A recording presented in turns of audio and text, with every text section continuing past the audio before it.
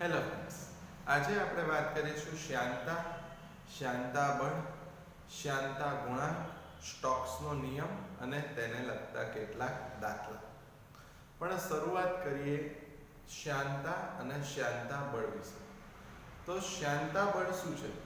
તો એક ઉદાહરણ આપું તો તમને તરત ખ્યાલ આવશે કે તમે જ્યારે કોઈ ગ્લાસમાં દૂધ લો, રાઈટ, અને એ દૂધને તમે ચમચીથી હલાવો, રાઈટ, તો અહીંયા આગળ આ ગ્લાસમાં આપણે દૂધ લઈએ છીએ, એને તમે ચમચીથી હલાવો, પછી તમે ચમચી લઈ લો તો તમને દેખાશે કે થોડી વાર સુધી જે દૂધ છે વર્તુળાકાર માર્ગે ગતિ કરે છે અને પછી સ્થિર થઈ જાય છે થોડા સમય પછી, રાઈટ. તો પ્રવૃત્તિ શું? તો તમે કોઈ ગ્લાસમાં દૂધ લો, એને ચમચીથી હલાવો તો એ વર્તુળાકાર માર્ગે ગતિ કરે છે.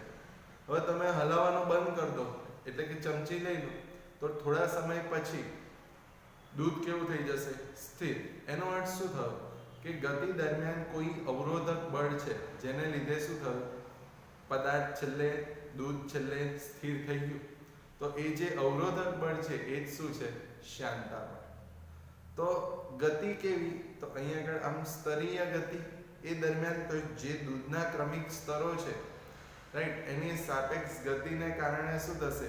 એની જે સંપર્ક સપાટી છે ત્યાં આગળ અવરોધક બળ લાગશે, અને એ જે અવરોધક બળ છે એને જ આપણે શું કહીએ છીએ? શ્યાનતા બળ.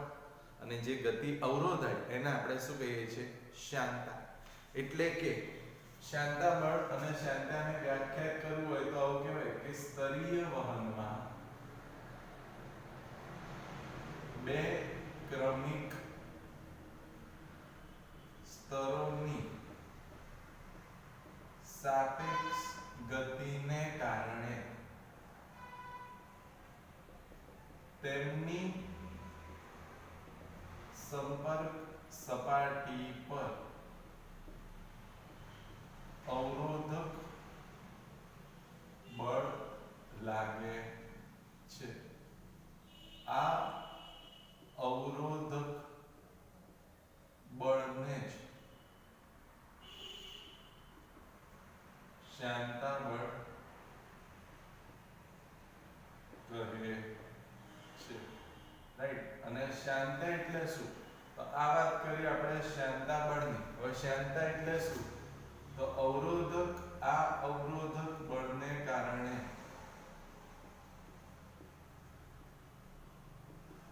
ગતિ અવરોધાય છે, જેને શ્યાનતા કહે છે, રાઈટ. તો આ આપણે ફ્રેન્ડ્સ એની વાત કરી દીધી.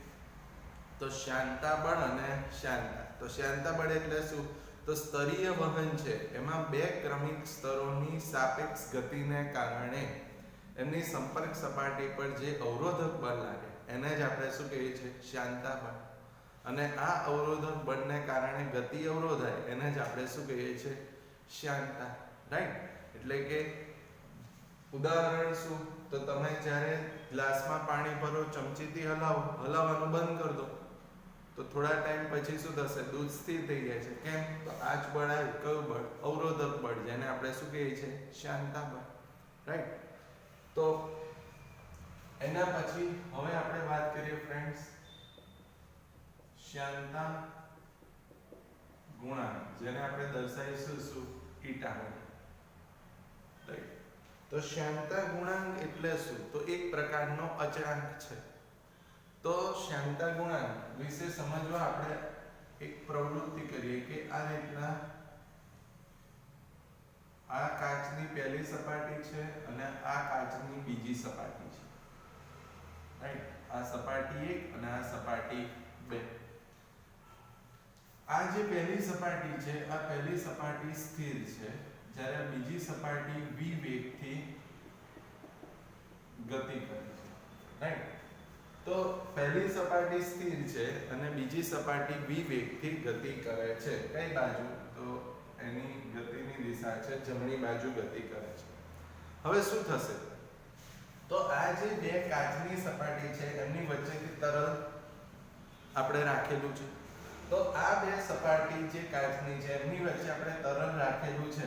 હવે જુઓ, પહેલી સપાટી સ્થિર છે, એનો અર્થ કે જે તરલ સપાટી એક સાથે હશે, રાઈટ, એ કેવી હશે?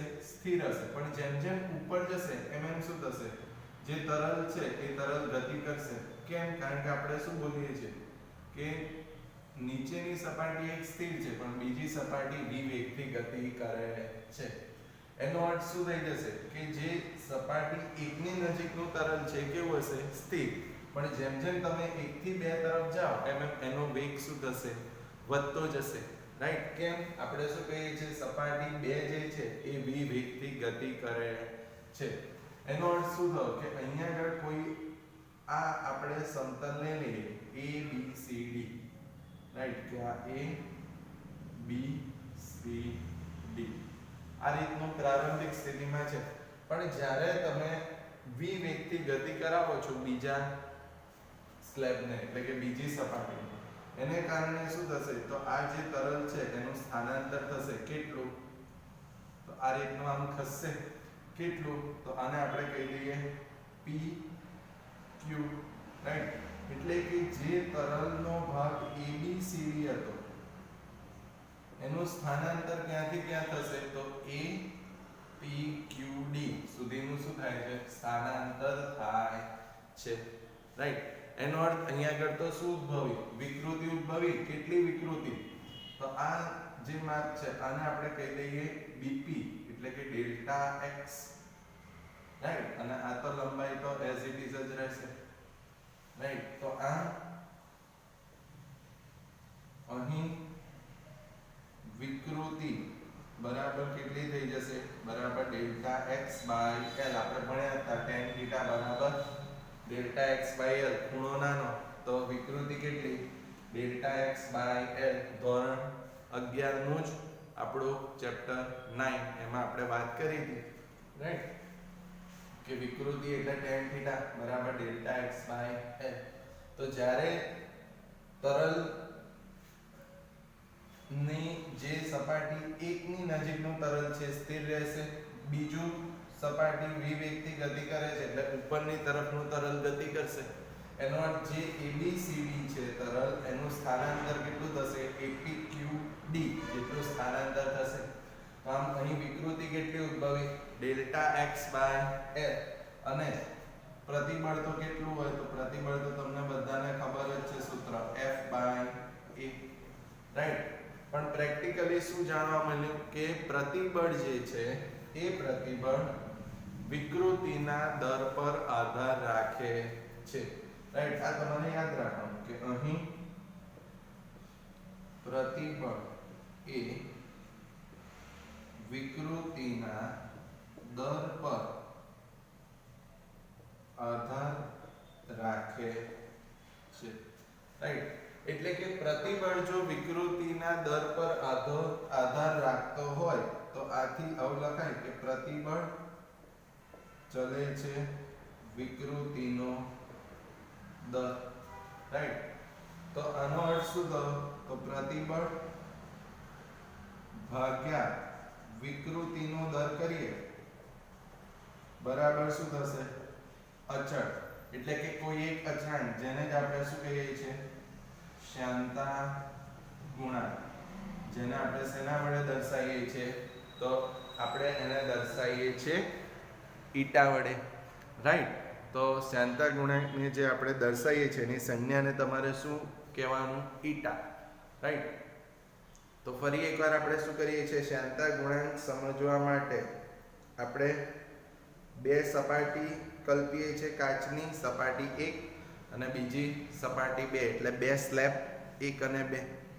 પહેલો સ્લેબ કેવો છે? સ્થિર. અને બીજો સ્લેબ v વેગથી ગતિ કરે છે. એટલે કે સ્લેબ 1 ની નજીકનું જે તરલ છે સ્થિર હશે, જ્યારે સ્લેબ 2 ની નજીકનું ગતિ કરશે. એટલે કે જેમ જેમ નીચેથી ઉપર જાઓ એમ એમ વેગ વધશે, રાઈટ.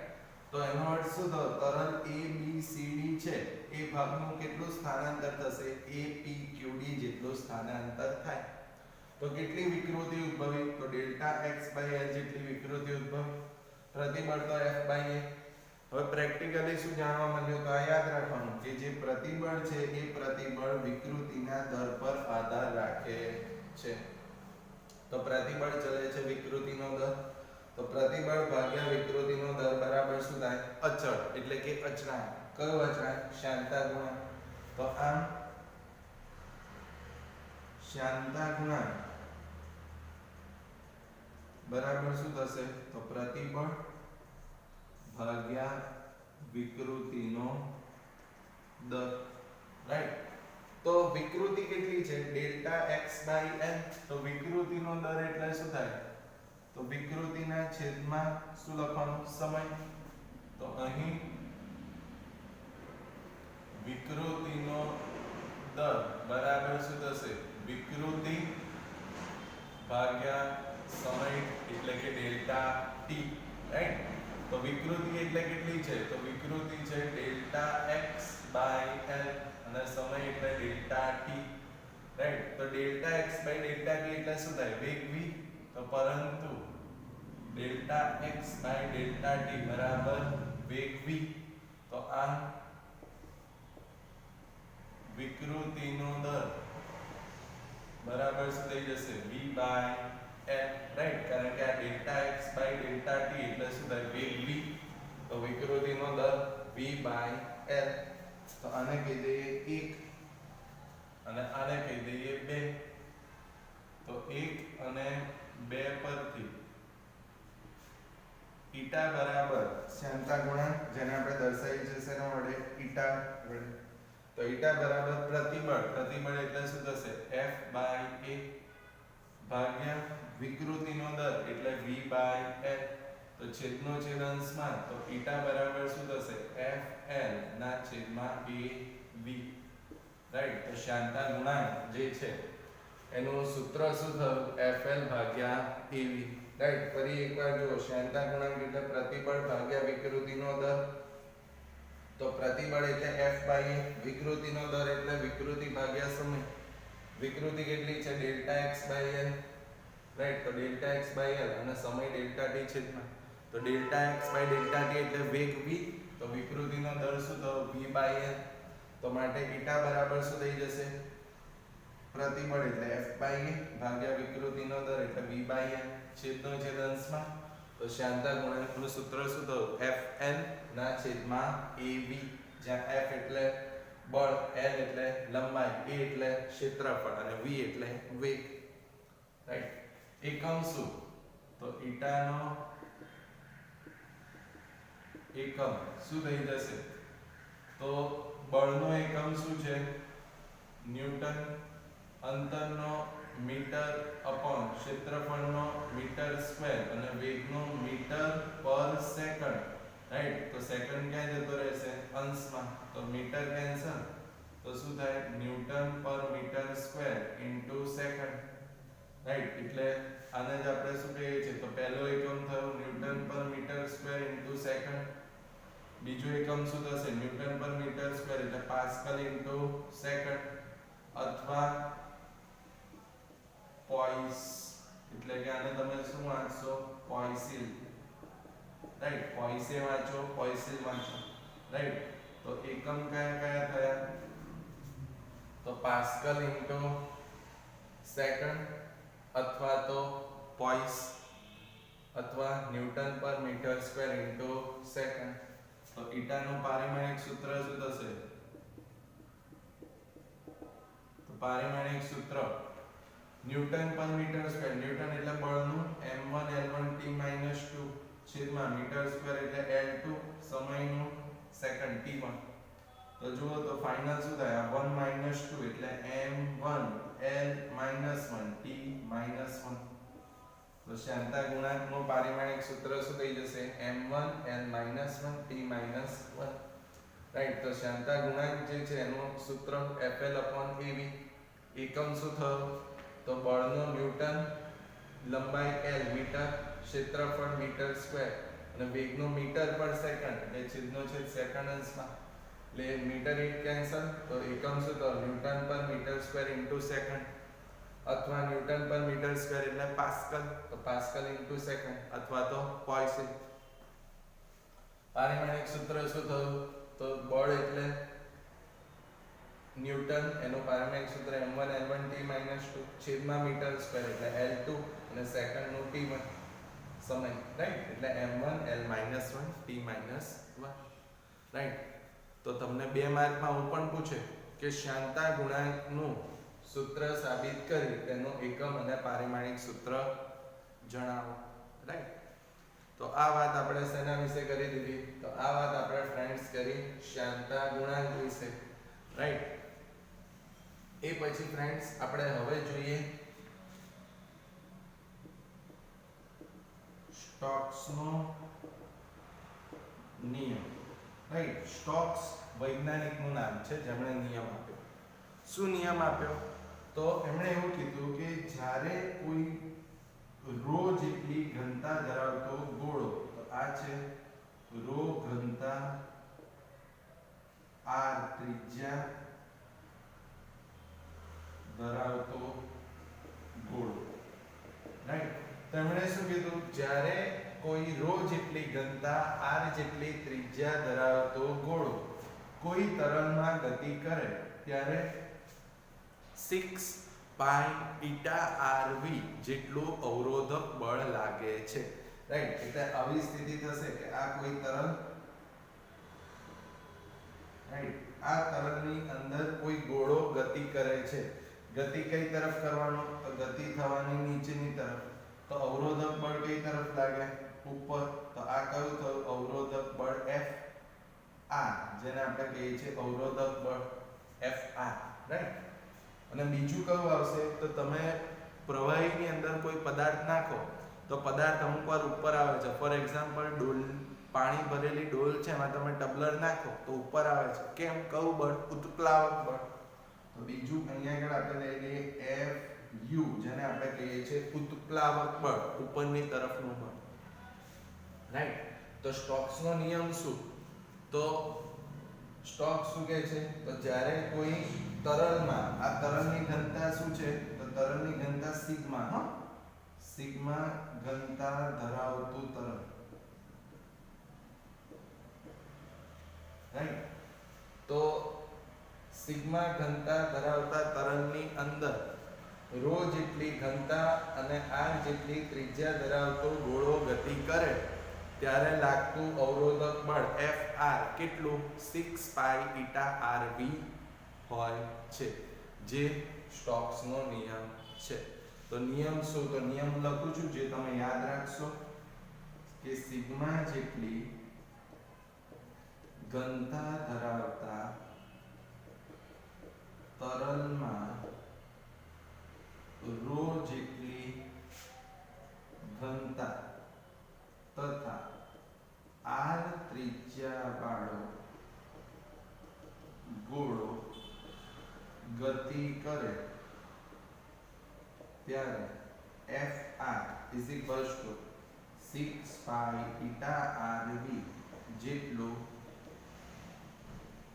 અવરોધક બળ લાગે છે, જે સ્ટોક્સનો નિયમ છે, રાઈટ. તો નિયમ છે, નિયમ એટલે આપણે વિના સાબિતી એને યાદ રાખીશું, રાઈટ. એટલે કે નિયમ શું કહે છે? તો કે સિગ્મા જેટલી ઘનતા ધરાવતા તરલની અંદર રો જેટલી ઘનતા અને r ત્રિજ્યા ધરાવતો ગોળો જ્યારે ગતિ કરે નીચેની તરફ ત્યારે Fr બરાબર 6 પાઈ ઈટા rv જેટલું અવરોધક બળ લાગે છે, રાઈટ. એને જ આપણે શું કહીએ છીએ? સ્ટોક્સનો નિયમ. તો જ્યારે આ યાદ રાખજો ફ્રેન્ડ્સ કે સિગ્મા જેટલી ઘનતા ધરાવતા તરલની અંદર રો જેટલી ઘનતા અને r ત્રિજ્યાનો ગોળો ગતિ કરે ત્યારે કેટલું અવરોધક બળ લાગશે? તો Fr બરાબર 6 પાઈ ઈટા rv જેટલું અવરોધક બળ લાગે, રાઈટ. હવે બીજી એક પરિસ્થિતિ કહું, એક્સ્ટ્રા છે પણ તમે યાદ રાખશો કે જ્યારે પરિણામી બળ શૂન્ય થાય, આપણને ખબર છે કે જો પરિણામી બળ શૂન્ય થાય તો વેગ કેવો હોય? અચળ, રાઈટ. તો છેલ્લો એક ઇમ્પોર્ટન્ટ વસ્તુ કહી દઉં સ્ટોક્સના નિયમની અંદર કે જ્યારે પરિણામી બળ શૂન્ય થાય ત્યારે પદાર્થ અચળ વેગથી ગતિ કરે છે આ વેગને ટર્મિનલ વેગ અથવા તો અંતિમ વેગ કહે છે, રાઈટ। તો જ્યારે પરિણામી બળ શૂન્ય થાય ને ફ્રેન્ડ્સ, ત્યારે આપણને ખબર છે કે પદાર્થ અચળ વેગથી ગતિ કરે, રાઈટ। તો પદાર્થ અચળ વેગથી જે ગતિ કરે છે એ વેગને જ આપણે કયો વેગ કહીશું? તો એ વેગને તમે કહેશો ટર્મિનલ વેગ અથવા તો અંતિમ વેગ કહે છે। એનું સૂત્ર શું? તો વિના સાબિતે તમે યાદ રાખશો, ટર્મિનલ વેગ vt = 2/9 r2g/η rho minus sigma, right. તો આ સૂત્ર જે છે ટર્મિનલ વેગનું, એ તમારે ફ્રેન્ડ્સ વિના સાબિતીએ યાદ રાખવાનું છે, રાઈટ। બે વસ્તુ જે છે, બે સૂત્ર જે તમે વિના સાબિતીએ યાદ રાખશો સ્ટોક્સના નિયમ। પહેલું કયું? તો અવરોધક બળ 6π∗rv, અને બીજું છે કે જ્યારે પરિણામી બળ શૂન્ય થાય ત્યારે પદાર્થ અચળ વેગથી ગતિ કરે એ વેગને ટર્મિનલ વેગ કહીએ અથવા તો અંતિમ વેગ કહેવાય। તો એનું સૂત્ર શું? તો 2/9 r2g/η rho minus sigma, right. તો ફ્રેન્ડ્સ આ જે સૂત્ર છે એ બે સૂત્ર, અવરોધક બળનું અને આ જે ટર્મિનલ વેગનું, આ બે સૂત્ર તમારે વિના સાબિતીએ યાદ રાખવાના છે, રાઈટ। જ્યાં vt એટલે શું? ટર્મિનલ વેગ, r એટલે ત્રિજ્યા, g એટલે ગુરુત્વ પ્રવેગ, η એટલે શ્યાનતા ગુણાંક, rho ગોળાની ઘનતા અને સિગ્મા જે તરલ છે એ તરલની ઘનતા, રાઈટ। તો આ વાત આપણે શેની કરી દીધી? સ્ટોક્સના નિયમની। બીજી એક વસ્તુ એક્સ્ટ્રા કહું તમને, શ્યાનતા ગુણાંકની। તો જે કોઈ આમ પાતળું પ્રવાહી હોય ને, પાતળું પ્રવાહી, એનો શ્યાનતા ગુણાંક હંમેશા નાનો હોય, અને જે ઘટ્ટ પ્રવાહી હોય એનો શ્યાનતા ગુણાંક હંમેશા મોટો હોય। યાદ રાખજો કે જે પ્રવાહી પાતળું હોય એનો શ્યાનતા ગુણાંક કેવો હોય? નાનો, અને જે પ્રવાહી ઘટ્ટ છે એનો શ્યાનતા ગુણાંક મોટો હોય।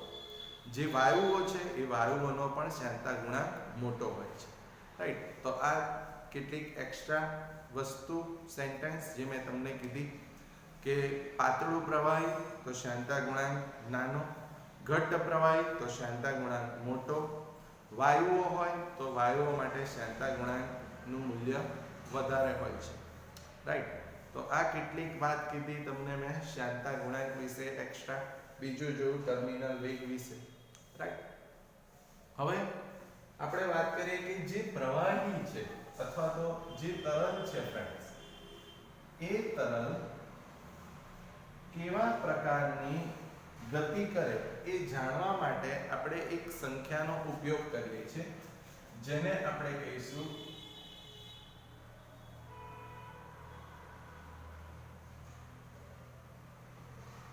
રેનોલ્ડ્સ અંક, RE, રાઈટ। રેનોલ્ડ્સ અંક આ પણ એક્સ્ટ્રા છે જે તમે યાદ રાખશો કોમ્પિટિટિવ એક્ઝામ માટે, રાઈટ। કે રેનોલ્ડ્સ અંક શું છે?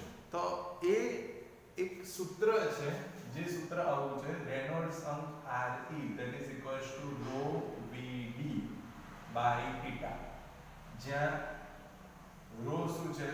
ઘનતા, v વેગ, સ્મોલ d વ્યાસ, અને η એટલે શું? તો શ્યાનતા ગુણાંક, રાઈટ। તો RE રેનોલ્ડ્સ અંક જે છે એનું સૂત્ર શું? તો η = rho vd, શ્યાનતા ગુણાંક જેને આપણે કહીએ છીએ η, તો રેનોલ્ડ્સ અંકનું સૂત્ર શું? તો RE = rho vd/θ, જ્યાં RE એટલે રેનોલ્ડ્સ અંક, rho એટલે ઘનતા, v એટલે વેગ, d એટલે વ્યાસ, અને η એટલે શ્યાનતા ગુણાંક, રાઈટ। તો રેનોલ્ડ્સ અંકનું સૂત્ર યાદ રાખજો ફ્રેન્ડ્સ, RE = rho vd/θ, એટલે કે જો RE <= 1000 કરતા નાનો જો રેનોલ્ડ્સ અંક હોય તો જે વહન છે એ વહન કેવું હોય તો ધારારેખી અથવા સ્તરીય, રાઈટ? એટલે કે જો રેનોલ્ડ્સ અંક 1000 કરતા નાનો હોય તો વહન કેવું હોય ધારારેખી અથવા તો સ્તરીય. જો રેનોલ્ડ્સ અંકની કિંમત 2000 કરતા વધારે હોય greater than RE greater than 2000 કરતા વધારે તો જે વહન છે કેવું હશે તો વહન હશે પ્રક્ષુબ્ધ, રાઈટ? એટલે કે જો રેનોલ્ડ્સ અંક RE લેસ ધેન 1000 એટલે 1000 કરતા નાનો તો વહન કેવું ધારારેખી અથવા તો સ્તરીય. જો રેનોલ્ડ્સ અંક 2000 કરતા વધારે હોય RE ગ્રેટર ધેન 2000 તો વહન કેવું પ્રક્ષુબ્ધ.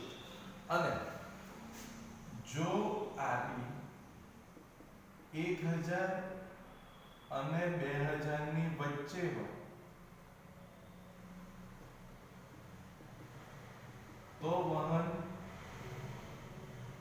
અસ્થાયી હોય છે, રાઈટ?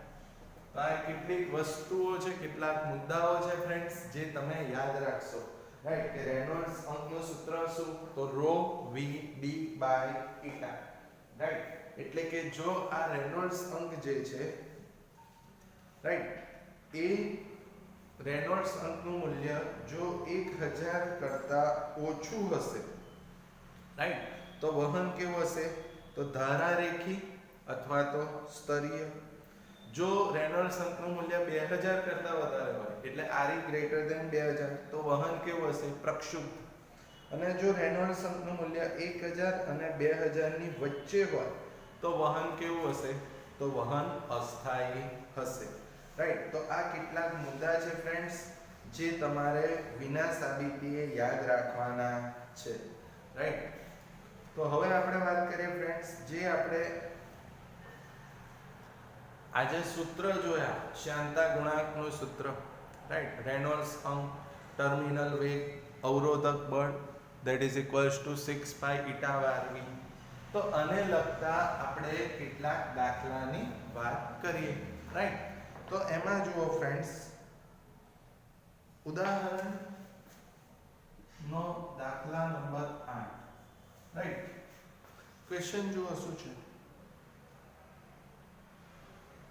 સોરી, ઉદાહરણનો દાખલા નંબર 8 આપણે કરેલો છે. ઉદાહરણનો દાખલા નંબર 9, રાઈટ?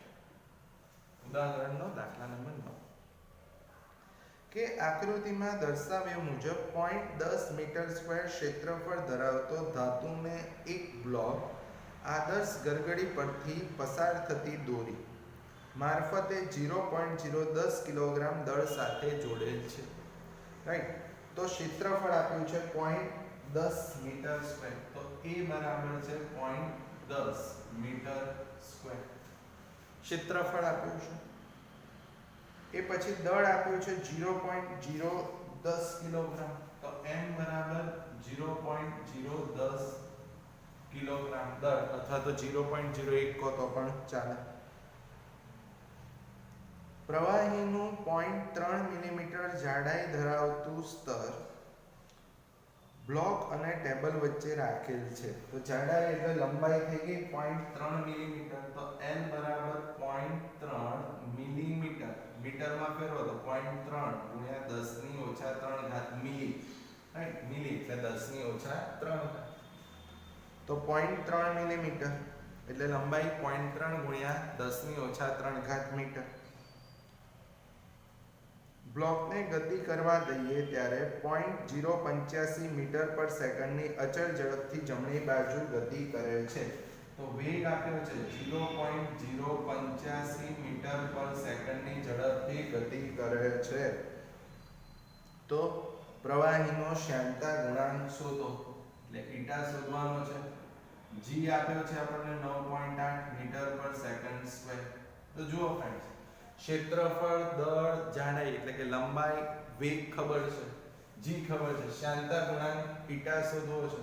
તો સૂત્ર હમણાં જ આપણે સાબિત કર્યું, શું છે? ઈટા બરાબર Fl ના છેદમાં Ev. તો સૂત્ર ઈટા શ્યાનતા ગુણાંકનું સૂત્ર Fl ના છેદમાં Ev. તો F એટલે વજન બળ, mg, રાઈટ? તો f ની જગ્યાએ શું થશે mgl upon ev, right? therefore eta is equals to m એટલે કેટલા 0.010, g એટલે 9.8, l એટલે કેટલા 0.3 મિલી છે 10 ની ઓછા 3 ઘાત upon a એટલે 0.10 અને v 0.085, રાઈટ? તો જ્યારે તમે આ ભાગાકાર સોલ્વ કરશો તો તમને શ્યામતા ગુણાંક કેટલો મળશે? તો 345.8. તો eta તમને મળશે 345.8 ગુણ્યા 10 ની ઓછા 5 ઘાત, રાઈટ? એકમ શું? તો પાસ્કલ ઇન્ટુ સેકન્ડ, રાઈટ? તો શ્યામતા ગુણાંક તમને કેટલો મળશે? તો 345.8 ગુણ્યા 10 ની ઓછા 5 ઘાત. પાસ્કલ ઇન્ટુ સેકન્ડ લખો, newton per metre square into second લખો, અથવા તો પોઈસન, જે એકમ લખો એ તમને 3 એકમ ખબર છે, રાઈટ? તો એકદમ ઈઝી દાખલો છે. ક્ષેત્રફળ, દળ, લંબાઈ, વેગ આપેલા છે, શ્યામતા ગુણાંક શોધવો છે. તો શ્યામતા ગુણાંકનું સૂત્ર eta બરાબર fl ના છેદમાં av, રાઈટ? બળ નથી ખબર પણ બળ એટલે mg, તો f ની જગ્યાએ mg l upon av as it is. કિંમત મૂકો, આન્સર મળી જાય, રાઈટ? તો આ દાખલો આકૃતિ આપણે જોઈએ ને તો પણ ડાયરેક્ટ એમ નામ જ ખબર પડી જાય એવું છે, રાઈટ? ડેટા તમને ખબર છે, સૂત્ર પણ ખબર છે, રાઈટ? તો જેટલું પણ આજે આપણે જોયું છે, રાઈટ, એમાં જે સૂત્ર છે ખાસ યાદ રાખજો, રાઈટ? કોમ્પિટિટિવ એક્ઝામ્સ માટે પણ આજનું લોજિક બહુ જ કામનું, રાઈટ? તમારે કયા સૂત્ર યાદ રાખવાના? તો પહેલું શ્યામતા ગુણાંકનું સૂત્ર, પ્રતિબળ ભાગ્યા વિકૃતિનો દર, એટલે કે fl ના છેદમાં av. એનો એકમ બધા યાદ રાખવાના, newton per metre square into second, pascal into second અથવા તો પોઈસન. પારમાણિક સૂત્ર m1l-1 t-1. સ્ટોક્સના નિયમનું સૂત્ર શું? તો અવરોધક બળ કેટલું? 6 પાઈ eta rv. અચળ ઝડપથી ગતિ કરે પદાર્થ તો એનો અચળ ઝડપ એટલે કે અચળ વેગ કેટલો? તો એને ટર્મિનલ વેગ કહેવાય. vt બરાબર 2/9 r2 g eta ρ - સિગ્મા. પણ શું છે? તો vt એટલે ટર્મિનલ વેગ, r એટલે ત્રિજ્યા, g એટલે ગુરુત્વ પ્રવેગ, eta એટલે શ્યામતા ગુણાંક, ρ એટલે ગોળાની ઘનતા અને સિગ્મા એટલે તરલની ઘનતા. એ પછી રેનોલ્ડ્સ અંકનું સૂત્ર Red, Re is equals to rho vd by eta. Re એટલે રેનોલ્ડ્સ અંક, ρ એટલે ઘનતા, v એટલે વેગ, d એટલે વ્યાસ, eta એટલે શ્યામતા ગુણાંક.